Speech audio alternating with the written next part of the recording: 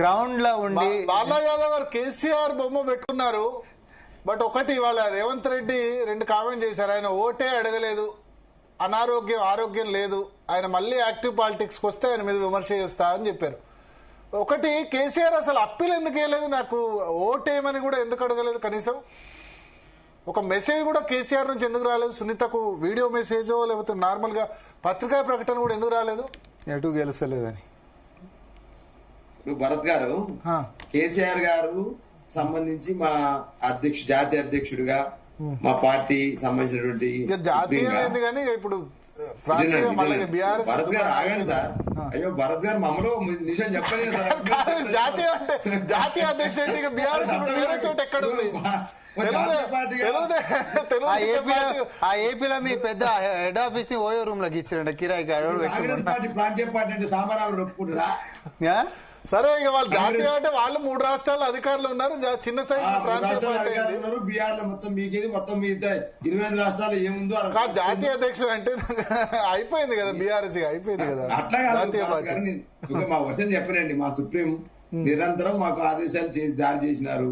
ఇలా కేటీఆర్ గారు ప్రచారంలో ఉన్నా, హరీష్ రావు గారు ప్రచారం ఉన్నా, మా పార్టీ నాయకత్వం ప్రచారంలో ఉన్నా ఎప్పటికీ దాన్ని మానిటరింగ్ చేసుకుంటూ ఎట్లా పోవాలి, ఎట్లా ఎలక్షన్ ప్రచారం చేయాలని ఆలోచన డెఫినెట్ గా కేసీఆర్ గారు చూసాను లేకుండా మేమెందుకు గదిలో అనుకుంటున్నారు అనేది మొదటి పాయింట్. రెండో పాయింట్ ఏమంటే సార్, ఇలా కేసీఆర్ గారు సంబంధించి డెఫినెట్ గా మాగంటి సునీత గారు గెలుస్తారనే అభిప్రాయాన్ని మొదటి నుంచి కూడా 8వ తారీఖు 9వ తారీఖు వరకు కూడా మేమే ఉన్నాం సార్.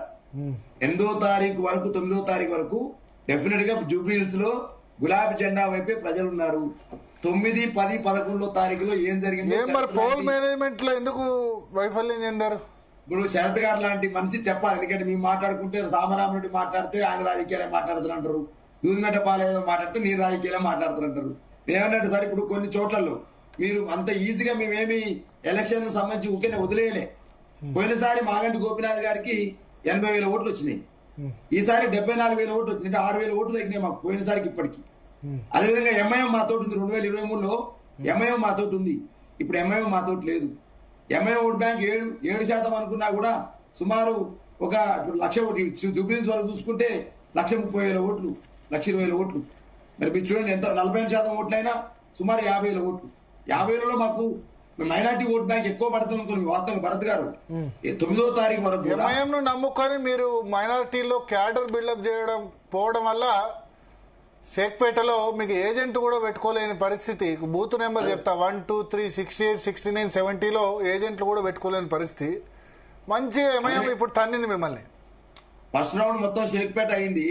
మొత్తం వాళ్ళకి వచ్చిన మెజార్టీ 99, 47 46, ఫస్ట్ రౌండ్ లో షేక్పేట 46 మాత్రం వాళ్ళకి లీడ్. షేక్పేటలో మాకు బూతులు పెట్టకపోయినా, మీరు మైనార్టీ ఓట్లను తయారు చేయకపోయినా మాకు షేక్పేట సంబంధించి 47, 46 ఓట్లు మాత్రమే ఫస్ట్ రౌండ్ సెకండ్ రౌండ్ లో మెజార్టీ పెరిగింది కదా. మళ్ళీ సెకండ్ రౌండ్ లో 2009 సెకండ్ రౌండ్ లో 3,000, సెకండ్ రౌండ్ కూడా షేక్పేటే 2,900 వచ్చింది. సెకండ్ రౌండ్ కి వచ్చే వరకు వాళ్ళకు 2,947 వచ్చింది. థర్డ్ రౌండ్ వస్తేనే 3,011 వచ్చింది. ఫోర్త్ రౌండ్ లోకి వస్తేనే 3,547 వచ్చింది. ఎందుకంటే నేను ఎలక్షన్ ఏజెంట్ కి వెళ్ళాను కాబట్టి. అదేవిధంగా సార్ నేను ఏమంటే కొన్ని ప్రాంతాల్లో, బోరబండ ప్రాంతాలలో కొన్ని ప్రాంతాల్లో మేము లీడ్ ఇచ్చిన వాస్తవంగా. బోరబండ ప్రాంతాల్లో ఎక్కడంటే ఎగ్జాక్ట్లీ ఎక్కడ మాకు కంచన భూపారెడ్డి గారు అక్కడ బోరబండ ఒక్క చోటే 5,000 మెజార్టీ వస్తుందంటే చెప్పాల్సిన పాయింట్ ఏంటంటే, మీరు నిజంగా ఒకవేళ అభివృద్ధి చేసి ఉంటే అభివృద్ధి గురించి మాట్లాడకుండా మీరు 10 సంవత్సరాలు అక్కడ అధికారంలో ఉండి కేటీఆర్ గారు అర్బన్ డెవలప్మెంట్ మినిస్టర్ ఉండి ఒకవేళ జూబ్లీహిల్స్ ప్రజలకు మంచి చేసి ఉంటే వారు ఈ రోజు పట్టం కట్టేటోళ్ళు. మీకు ఈ రోజు రేవంత్ రెడ్డి గారి మీద గొప్ప ప్రేమ లేదు ప్రజలకు, కానీ ఎవరేం చేయలేదు, సరే ఈయన ముఖ్యమంత్రి నుండి ఈయననే ఏదైనా చేస్తాడేమో అని ఏదో తొండో మొండో అని వేసిర్రు. కానీ మీరు నిజంగా చేసింటే మీకు ఖచ్చితంగా మీకు ఓట్లు వేసేటోళ్ళు కావచ్చు. భరత్ గారు చెప్పండి. ఇప్పుడు మధురా నగర్, ఎస్ఆర్టీ నగర్, భరత్ నగర్ సంబంధించినటువంటి ఏదైతే బోరాబండలో బీఆర్ఎస్ కు 1947 వస్తే ఓట్లు ఎన్ని బూతులలో 1, 2, 3, 4, 5, 6 బూతులలో వాళ్ళకు 1734 ఎందుకంటే అన్ని డివిజన్లలో మెజారిటీ కాంగ్రెస్ కే వచ్చింది కదా, దాని గురించి చర్చించుకునే లాభం. ఏ డివిజన్ లో కూడా మెజారిటీ బీఆర్ఎస్ రాలే కదా, అన్ని డివిజన్ లో వచ్చింది 24,500 24,500. బట్ ఓవరాల్ గా ఇప్పుడు ఈ ఓటమి నుంచి ఎట్లా కోలుకుంటారు? అందరు ఏమంటారంటే పార్టీకి నేతలకి అహంకారం ఎక్కువ అని అంటారు, దానివల్ల ఈ సిచ్యువేషన్ అని. సార్ ఇప్పుడు ఓవర్ కాన్ఫిడెన్స్ ఒక్కొక్కరి చూసే విధానంలో ఒక్కొక్క తేడా ఉంటది. ఒకవేళ మీలా అటువంటి విధానం ఉంటే డెఫినెట్ గా మార్చుకుంటాము. భరత్ గారి నుంచి అదే మాట, శరత్ గారి అనట్లేదు, శరత్ గారు రామోరెడ్డి గారి జరిగే మాట వస్తే డెఫినెట్ గా బాలాజీ యాదవ్ గా నా తీరు మార్చుకుంటా. ఇప్పుడు బాలాజీ గారిని ఒక్కరని అనుకోండి, ఏదో కోపం మీద ఉన్నానుకుంటాం. అది నలుగురు కలిసి బాలరాజు యాదవ్ తీరు మార్చుకోవాలనుకున్నప్పుడు రేవంత్ రెడ్డి అన్నారు హరీష్ రావు అసూయ తగ్గించుకోవాలి, కేటీఆర్ అహంకారం తగ్గించుకోవాలని చెప్పారు రేవంత్ రెడ్డి వాళ్ళ. రేవంత్ రెడ్డి అంటే పట్టించుకోలే. రేవంత్ రెడ్డి ఎట్లాగా ముఖ్యమంత్రిగా ఫస్ట్ నుంచి అదే కేసీఆర్ గారి పట్ల ఏం మాట్లాడుతా ఉన్నారు, కేటీఆర్ గారి పట్ల ఏం మాట్లాడుతున్నారు, హరీష్ రావు గారి పట్ల ఏం మాట్లాడుతున్నారో మేము చూస్తూనే ఉన్నాం. కానీ ఇలా ప్రజలు ఒకవేళ మీకు అట్లా ఉందనుకో డెఫినెట్ గా మార్చుకుంటాం, తప్పే ఉంటదని డెఫినెట్ గా మార్చుకుంటాం. ముఖ్యమంత్రి గారు దాంట్లో బాలరాజన్ ఒక్క సెకండ్, ఈ రోజు ముఖ్యమంత్రి గారిని ఒక పాత్రికేయ మిత్రుడు అడిగినప్పుడు కేసీఆర్ గారు ఒక్కటి కూడా రాలేదు, ప్రచారం రాలేదు అన్నప్పుడు ఆయన క్రియాశీలక రాజకీయాల్లో ఇప్పుడు లేడు, ఆయన ఆరోగ్యం కూడా కొంచెం బాగాలేదు, కాబట్టి నేను ఆయన మీద ఎట్లాంటి కమెంట్ చేయాలని చెప్పి ఒక హుందాతనంతో మాట్లాడాడు. ఇప్పుడు మేము పట్టించుకోం మీ మాట శైలి ఇంకా కూడా మారకపోతే అది మీ ఇష్టం.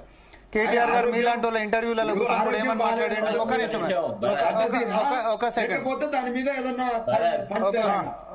ఒక సెకండ్ మీలాంటి ఇంటర్వ్యూలలో కూడా కూర్చొని ఏమన్నాడు, ముఖ్యమంత్రి స్థాయికి పక్కన ఎవరిని పెట్టుకుంటారు, ఎమ్మెల్యేలను పెట్టుకుంటారు అని అన్నాడు. ఇంటర్వ్యూలలో కూర్చొని కేటీఆర్ గారు ఒక ముఖ్యమంత్రి స్థాయిలో ఉండి పక్కకి ఎమ్మెల్యేలతో తిరుగుతుండు, అంత స్థాయికి దిగజారిపోయారు. ఎవరి స్థాయికి దిగజారిపోయారు? ముఖ్యమంత్రి అంటే ఎవరితో తిరగాలి? ప్రజల మధ్యలో తిరుగుతాడు, శాసనసభ్యుల మధ్యలో తిరుగుతాడు, ఎవరి మధ్యలో తిరగాలి? ఏం మాట్లాడతారు సార్ మీరు? నేనేమంటున్నా, మీ యాటిట్యూడ్ మార్చుకోరా అది మీ ఇష్టం. కానీ ఈ రోజు ముఖ్యమంత్రి గారిని కేసీఆర్ గారికి సంబంధించి ఒక ప్రశ్న ఇచ్చినప్పుడు ఆయన ఇచ్చినటువంటి జవాబు, ఆయన మాట్లాడినటువంటి హుందాతనం నేను చెప్తున్నా. అయినప్పటికీ మీరు వినండి, వినకపోండి, మాకేం అభ్యంతరం లేదు. ఎవరు వేసిర్రు, సమాధానం ఎవరు చెప్పారు? అంత ఊహించని స్థాయిలో బీఆర్ఎస్ పార్టీ లేదు. రామ్మోహన్ రెడ్డి గారు ప్రశ్న ఎవరితో నేర్పించారు, ఏ సమాధానం చెప్పిండ్రు రేవంత్ రెడ్డి గారు అనేది ఒక పక్క. మీకు ఇంకో కోణంగా అనిపిస్తే నేనేం చేయలేను. నేనేమంటే సార్ భరత్ గారు 2-3 అంశాలు మాట్లాడియండి.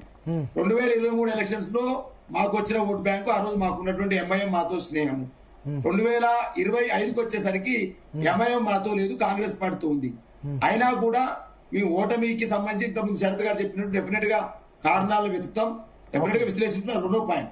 3వ పాయింట్ ఏమంటే ఇలా ఏదో కాంగ్రెస్ పార్టీ ఏదో 24,000 ఓట్లతో గెలవగానే దాని ఎంఐఎం ఓట్ బ్యాంక్ ఎంత షేర్ 1,37,000 ఓట్లలో ఎంఐఎం ఓట్ బ్యాంక్ ఏందో మీరు చెప్పొచ్చు భరత్ గారు. కాబట్టి వాళ్ళే మొత్తం మేము గెలిచేసినట్టు మాట్లాడితే వాళ్ళు అంతకు ఊహించుకొని నేను కాదను, గెలిచారు కాబట్టి గెలిచినట్టు చెప్పుకుంటారు. కాబట్టి డెఫినెట్ గా బీఆర్ఎస్ పార్టీగా మా పర్ఫార్మెన్స్ మంచిగా ఉంది. భవిష్యత్తులో ఇంకా మంచి పర్ఫార్మెన్స్ చేయడం కోసం డెఫినెట్ గా విశ్లేషించుకుంటే ప్రయత్నం చేస్తాం. ప్రజల కోసమే పనిచేస్తాం, ప్రతిపక్షంగా పనిచేస్తాం. ఎలక్షన్ లో చేయాలో కాంగ్రెస్ పార్టీ మీద పోరాటం. ఈ టాపిక్ క్లోజ్ చేద్దాం.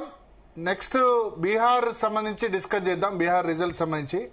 సో స్పందన ఓవరాల్ గా అయితే రేవంత్ రెడ్డికి చాలా, నేను ఇంతకుముందు చెప్పినట్టు రైట్ టైంలో, ఆయనకు కరెక్ట్ టైంలో ఈ విజయం వచ్చింది. దీని ద్వారా కాంగ్రెస్ లో తిరుగులేని నేతగా అయితే ఎదిగారు. పంచాయతీ ఎలక్షన్ కూడా సాధ్యమైనంత త్వరగా పంచాయతీ ఎలక్షన్స్ లో ఆయన వెళ్తారు. మిగతా ఎలక్షన్స్ కూడా, మున్సిపల్ ఎలక్షన్స్, పంచాయతీ ఎన్నికల్లో మంచి రిజల్ట్ వస్తే మున్సిపల్ ఎన్నికల్లో కూడా దానిలో కూడా వెళ్ళొచ్చు.